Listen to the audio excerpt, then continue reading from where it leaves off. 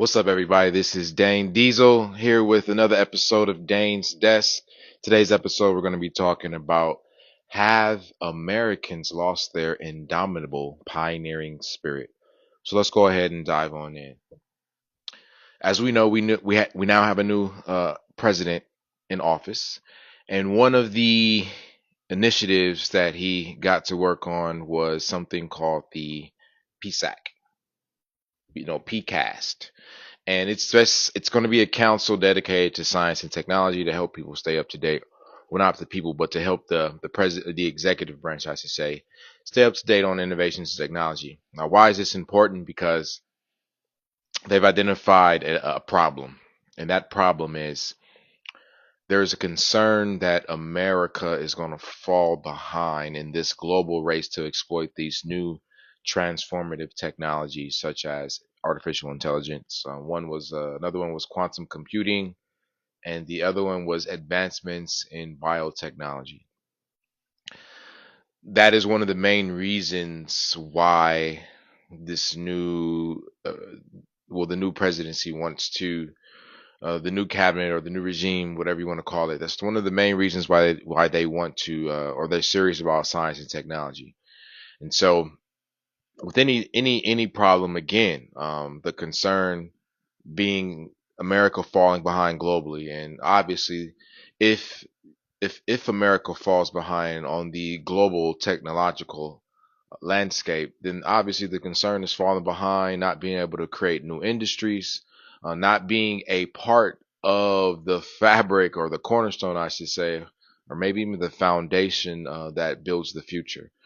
And so now that this problem has been identified, solutions. So what type of solutions do we have available to us? So far, one of the solutions that they have proposed is quote unquote to secure our future, we must harness the full power of American innovation by empowering entrepreneurs, unleashing private sector creativity, and reinvigorating our research institutions. So that's the mandate. That's what the cabinet, the presidency, this new regime, that's their goal when it comes specifically to their science and technology initiatives. Because again, their vision again is it is a national security imperative for the United States to achieve and maintain unquestionable and unchallenged global technological dominance. And in order to do that, like I say, we're going to have to change some things up, or they've identified, of course, we need to change some things up. So now let's just talk about some actions that we can take, because at the end of the day, it's all, we know what we need to do in regards, or we know what the problem is, not falling behind in the tech sector, because our goal as America is to dominate. What does it say? Maintain unquestionable and unchallenged global dominance, global technological dominance. So if that's the vision for this, roughly for the next 4 years, then that presents an opportunity. Again, there's going to be more of a push for STEM, specifically science and technology. So now is the time to take advantage of that. There's going to be a lot of programs, I would imagine, coming up, springing up all over the place, geared towards tech. And so again, now's the time to get involved. And now, ultimately, also too, is the time for American households to get involved more specifically. And what do I mean by American households getting involved more specifically? It's taking taking it seriously, taking American youth education seriously with respect to what type of future that they're gonna have. Let's stop basing how we raise the next generation of American youth on where we came from and what we did to accomplish what we accomplished, because the future that they are going to be dealing with, the future that they're going to be living in, is going to require specific skills. It's going to require specific knowledge. It's going to require a specific understanding of self that no other generation in human history has ever had to experience. So it's very important that we understand it is on us to make sure to ensure that we are equipping that we're going to equip this next generation, specifically Gen Beta, with the real world STEM skills that they are going to need, as well as being bilingual, as well as being financially literate. Those are the three main areas that we want to focus on moving forward. And again, the American educational system, they already have their own goals and mandates, primarily revolving around making sure kids attend so they can get their funding, both from the state and federal, as well as making sure that they keep their test scores up, to also justify their budgets. I'm not saying it's good or bad, beautiful or ugly, right or wrong. But what I am saying is understand that their focus isn't on equipping the American youth with the actual real world STEM skills that they're going to need. Even though the kids take foreign language, their goal isn't to ensure that the kids graduate bilingually, that the kids, by the time they graduate, I should say high school at a bare minimum, that they're bilingual. Last but not least, while there are financial literacy programs, it's relatively new still, but all in all, again, the school's mandate is not to ensure that the kid is equipped with financial literacy skills. Their goal isn't to make sure they're equipped with STEM skills, as well as their goal is to make sure that they have the knowledge of self and understanding of self in order to survive and thrive in this world. Because at the end of the day, the human experience is still the human experience. We're hedonists in that we prioritize maximizing pleasure while minimizing pain at all costs. So we're gonna do whatever it takes to enjoy and, like I said, maximize pleasure and minimize pain. But the key is understanding what we identify, what the image of pain and what the image of pleasure looks like in our mind, so that we can reflect that in the world, as we see it in reality, quote unquote. And that's an opportunity that we have, in a sense. We have an opportunity with Gen Beta to, in a sense, reconfigure, how they view pain and pleasure in this case. Because right now, most generations have viewed schooling, knowledge, learning, education as painful. And because we've labeled it as painful, in a sense, we have kind of lost that indomitable pioneering spirit. Now, again, I'm not saying that we as Americans haven't been inventing, we haven't been creating, we haven't been producing. That's not what I'm saying at all. But to say that we're in the space where we are prioritizing, big thinkers, critical thinkers, imagineers, and communicators like we did when, what was it? What was the example that they gave? Edison and the light bulb, the Wright brothers and the airplane, sending Neil Armstrong to the moon. That indomitable pioneering spirit to explore, to discover something new. Have we lost that as Americans? And in a sense, we have, because we don't even value education like we once did in regards to, well, specifically STEM education. So having a good understanding of science, technology, engineering, and math. We really don't, we really don't take it seriously like we once did. And so again, the educational system of America is going to be the educational system of America, but we have the opportunity to take take American youth education into our own hands on a household level, on a private level. Because again, one of the initiatives, one of the solutions referenced was private sector creativity. So private sector creativity being things like this. So taking homeschooling into our own hands and making sure that we're equipping these kids and the American youth, again, with the real world STEM skills that they're going to need, in the future, that they're going to have to survive and thrive in, which is going to be driven by digital technologies and systems. And that's going to be their future. So if they don't have the skills to compete in that type of a future, then how are they going to survive and thrive? So how can we do what can we do today to start preparing them for the future that they're gonna have to exist in? And we can do that today. We don't have to wait till tomorrow. We don't have to wait until they turn 18. We can start now, as early as when they begin learning their alphabets and their numbers and learning how to count and say their ABCs and 1, 2, 3s. It's just about us understanding, the themes in which we can use to teach them these things. So again, when it comes to action, specifically equipping children with real world STEM skills that are making sure that they are bilingual, financially literate, and in a position to have a fulfilling and financially stable STEM career by the time they graduate from high school. How can we make that happen? That sounds like a lot. I know it does.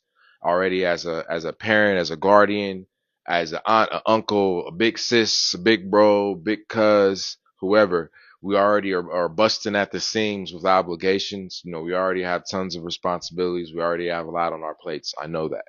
However, we have our we have America. We have the future of the country, at stake. But most importantly, the kids, the beautiful children in our households, our sons, daughters, our nieces, our nephews. We have their future in our hands, and it's on us to guide them in a direction, again, that they're gonna have to exist in, not necessarily a future that we grew up in, or that we or necessarily a past that we grew up in. We can't prepare them for the past. We have to prepare them for the future. And the way we're going to do that, again, is by equipping them with real world STEM skills, making sure that they're bilingual, and making sure that they're financially literate. That's how we're going to make that happen, because they're going to have to operate in the same capitalistic society. Only now, again, it's going to be driven by digital technologies and systems. And if our youth, if we are equipping our youth for more of an analog, industrial, information age economy, then in a sense we're under equipping them. We're setting them up for failure. And if we follow just the typical American educational system, curriculum, then that's what we're going to be doing. So understand that in America, education for youth is compulsory, meaning that it is mandatory. So they are going to have to go to school. They are going to, wherever you have them, locked and loaded at, they're going to have to do that. And I would strongly encourage that you, as a parent, set the standard of excellence, or as that big sis, big cuz, that guardian, whoever. I strongly encourage you to set that standard of excellence for the kid, but realize that their future is in our hands. So it's going to be on us to equip them, with what they're actually going to need, the real skills in a sense, in order to be able to thrive and survive in the future. So how can we do that? Again, we can do that with a little tool set up called the American, what did I call this thing? The American Youth STEM Home Training Plan. It's very simple. So preparing American children for a future career in STEM starting today. So how do we do that? I'll just give you a brief run through of the execution plan. You can go ahead and download this. There'll be a link in the description for you to go check it out. But it's very simple. Again, the execution plan to equip your children with real world skills for future success by the time they reach 18 years old, starting as early as 2 years old. Have them complete the required sections to complete level 1 of the American Youth STEM Home Training Plan. So level 1, that's what we're covering right now. So that's composed of 128 sections between the 3 free learning apps you will be using, i.e., Khan Academy, Duolingo, and Bloom. Now, before you get started, here's what you're going to need to do. You're going to have to download the 3 apps on all of your devices in your household. So I'm talking about the smartphones, the tablets. If you have laptops and desktop computers, you will be able to access those you will be able to access these platforms, Khan Academy for sure, Duolingo as well. But ideally, these are apps, so the best uses will be to be used on a smartphone or a tablet. So again, Khan Academy, Duolingo, and Bloom. So again, all this information is going to be, in the free PDF that you can access through the link, below. But nevertheless, we got these 3 apps. So after you get these 3 apps on your phone, because again, you don't have to be the expert, parent, guardian, big aunt, big auntie, big cuz, big sis, homie, friend. We don't have to be the expert anymore. All we have to do is be the guide. Because again, the American youth, they are the hero of their own story. We aren't the hero of their story. We are the hero of our own story. So our job is just, again, to guide them into a future career that is going to be befitting of the the economic times that they're going to exist in. And yes, and so it's also too, yes, we're going to have to start picking their careers for them as well. There's a post I have on my on my page on Instagram on the feed, where it was a brothers talking about how he was at the park with one of his buddies, and they were watching their daughters play, and his friend asked him, after overhearing the girls talking about going to school, books, yada yada yada, but he's like, what is your daughter going to be? And then like the brother says, she's whatever she wants to be, I'm going to support her. And he was like, you don't know what your kid's going to be. And then he was just like, nah, she's be whatever she want to be. And he was just like, like, I think he specifically said that's what makes you guys cursed.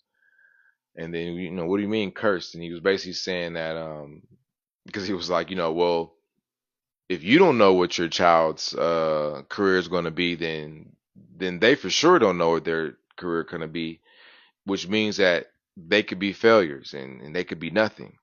And unfortunately, a lot of people end up with nothing simply because there was just no guidance. And so we can avoid that, especially with this next generation Gen Beta, because we can provide them with the guidance that they're going to need for the future that they're going to be growing up in. And this is how we're going to prepare them. So now that we got these three apps, Khan Academy, Duolingo, and Bloom, because again, our goal is we want to make sure they got real world STEM skills. We want to make sure that they're bilingual, and we want to make sure that they're financially literate by the time that they graduate from high school or turn 18. That's how we want them to. That's where we want the American youth to be. Not when they turn 18. Let's start helping them pick a career. Let's start. We don't even really help them. Being bilingual isn't even a thing. And then financial literacy, is more so like they'll figure it out on their own. So again, we have roughly from the time that a kid is 2, since that's pretty much when they start learning their ABCs and 1, 2, 3s, up until 18, which is roughly 16 years. So again, we have the ability, we have the time, we have the ability to take birth. I mean, well, 2 to 18, which is roughly 16 years to prepare them. So if we picking a career in STEM, if at 2, for example, we know, or even before the kids are born, you feel me? If we know that they're going to be, we know the future is going to have a need for scientists and engineers. So that's just one place we can start.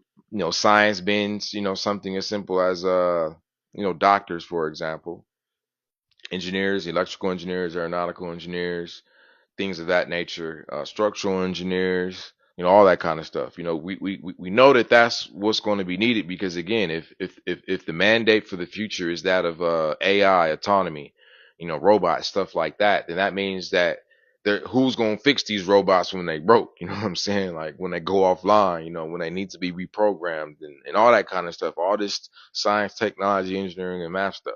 Like the humans are going to still have to do that. And it's not that AI and automation is going to in a sense replace your job or replace future jobs per se. It's more so about understanding that just the people who know how to use these new tools are going to be the people who take your job, because again, it's no different than when the economy shifted from horsepower to the gas power in a sense, so, or oil power. Same thing here. We're in a sense shifting from analog labor more so into automation and robotics. So again, it's time to start now, because 20 years from now or 16 years from now, the future is going to be different. It's going to be a lot of science, technology, engineering, and math all around us. And like knowing what we know now, looking back and knowing that we could have did something differently if we had to just prioritized. And all I'm asking for, ladies and gentlemen, is 30 minutes a day, 1 hour a week, and one presentation a month. That's it. And again, I know you got a lot, but our kids' future, the American youth's future is on the line. That's what's at stake right now. So, like I said, let's get to work. So once we got the apps downloaded, again, Khan Academy for basically all of our science, technology, engineering, and math curriculum. This is our solution. Khan Academy, Duolingo for language, whether it's Spanish, French, German, or any other language you want to learn. On the official curriculum, on the guide here, officially it'll be Spanish, but feel free to choose a language of your choice. We working with Spanish, and then Bloom for financial literacy. Once we got them three apps, now it's time to get started. So again, on a daily basis, schedule 30 minutes or more for your child or children to work on a section. Number two, on a weekly basis, schedule 60 minutes or more for your child or children to work on their new monthly hands-on STEM project. So again, what good is part of learning, I should say, is application. So, what good is it going to be for them to learn STEM stuff but not be able to apply it? So that's why, like I said, every week, you want to do some new STEM project with them. And again, you don't have to be the expert parent. I just want to make that abundantly clear to you, guardian, big sis, big cuz, whoever. You know, you gotta be consistent in this, and you gotta, just like you said, stay on top of it like anything else. And again, it's just 30 minutes a day, and ideally 30 minutes that you make this an opportunity where you and your loved one, you and your child, this is just some activity that you guys can do as well. Use it as an opportunity for them to earn some of the rewards that you want to give them, or that they ask for. You know what I'm saying? Like, it's just about, us taking command of our duty as their first teachers, as their leaders in the household. Let's not take that for granted. So again, all these resources are in the guide, so you're not gonna, like I said, I've made it so that we don't have to think. All we gotta do is just stay on top of it. And by stay on top of it, again, making sure we're scheduling that 30 minutes a day, that 1 hour a week, and that, like I said, that one presentation a month. And again, by the end of the year, your child or children will have completed the following. They will have put in at least 182 and a half hours of STEM learning.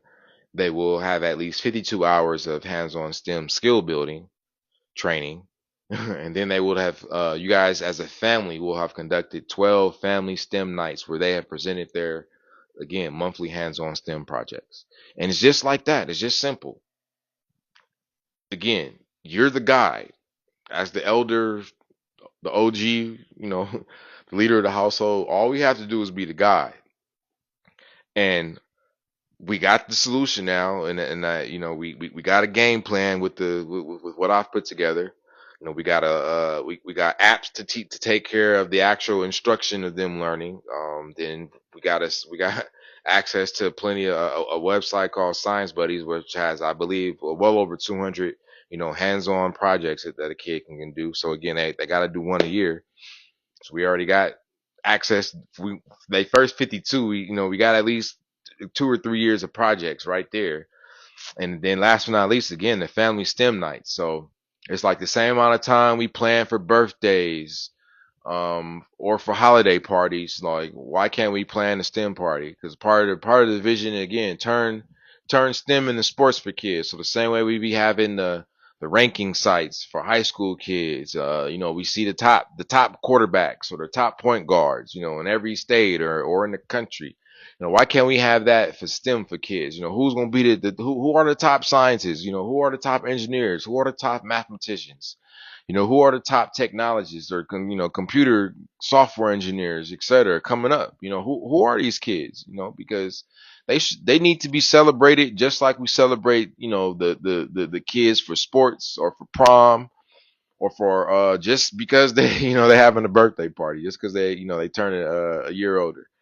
Let's take that same energy, let's take that same effort, let's take that same planning, all that same investment. Again, we spending thousands of dollars, on champagne parties and prom dresses and prom suits and vehicle rentals and all. Like, can we divert some of that to these kids' careers? You know what I'm saying? Because they're not gonna be kids forever. And again, when we got now, we got the time when they're a kid to prepare them. So, like I said, they hit the ground running when they turn 18. All right. So we talked about the problem, what I mean? Like, we not falling behind in this global, in a sense, technological race, to stay on top. Again, America's primary mandate moving forward is they want to maintain unquestionable and unchallengeable global technological dominance. And their solution to this is empowering entrepreneurs, unleashing private sector creativity, and reinvigorating our research institutions. And what better way of doing this is by upgrading the quality and caliber of research scientists or engineer or the future individuals who are going to be, filling up these research institutions. You know, the people who are going to, be these future entrepreneurs. Just imagine a future where where now we have legit entrepreneurs creating from a legit STEM background, because again they spent their childhood learning this stuff, and now as at 18 or even in their childhood they coming up with solutions to problems that we didn't even realize existed. But just imagine, if we don't get started now. So again, it's on us. We're the adults. And at this point, all we gotta do is just stay on top of it. And by staying on top of it again, specifically just making sure they put their time in. Now we have we also have the section completion checklist, where again printed out, it's 2 pages, posted someplace you'll be able to see it on a daily basis. But again, this first initial checklist of sections, this 128 sections we gotta knock out. This represents, it's basically gonna be level 1 STEM learner, and again, just the basics. So we gonna have some science where we cover biology, earth and space science and physics. We gonna have some technology where we cover computers and the internet. We will have some engineering where we cover electrical engineering. We gonna have some math where we cover early math review and arithmetic. We'll also throw in some arts and humanities, specifically grammar, because again, they still gonna have to know how to articulate themselves. They gonna have to know how to write, their ideas up. So we got to make sure we have that good grammar in there. And then last but not least, when it comes to foreign language, from what I'm seeing, America is has a growing Hispanic culture, so it'd probably be in our best interest to be at a bare minimum English and Spanish, because when you go to other countries, those kids, at a bare minimum, and a lot of times the bare minimum is to be bilingual. You're kind of looked at as, behind by just knowing 2 languages. And a lot of times you will know 5, 6 languages. So again, it's about maintaining, global dominance in the sense. So we got to be, bilingual. The future, because of the internet and how connected we are, it's going to require that, we Americans and specifically American youth know more than 1 language. They're going to have to know more than 1. So whether it's Spanish, German, French, Italian, or whatever else, they want to come, Russian, who knows? Chinese, Mandarin, Japanese, again, who knows? Just make sure they're doing something. And last but not least, financial literacy. We can achieve that with Bloom. They're going to be able to learn investing, economics, and personal finance. And just like that, ladies and gentlemen, that's the simple game plan right there. We go download these apps. We go schedule in 30 minutes a week. 30 minutes a day, hour a week, and 1 presentation a month. And then we gonna do that from ideally starting at 2 all the way up until they turn 18 or they graduate from high school. So again, by the time they graduate from high school as an American youth, imagine if the majority of this next generation of American youth, Gen Beta, imagine if the majority of them, again, they equipped with real world STEM skills, they bilingual, and they financially literate. Just imagine, what type of value that's going to create for the country, and where that allow us to stand in regards to the global tech race. All right. So again, you can click the link below, download this, get started, with 1 household at a time, ladies and gentlemen. And it's on us. You know what I mean? 20 years from now, 20 years from now, my goal is to be able to look back and see again a nation where we have turned America into a nation of STEM professionals, 1 household at a time. All right. So again, download, leave some comments. Let me know if you got some questions. I'm here to help. Peace.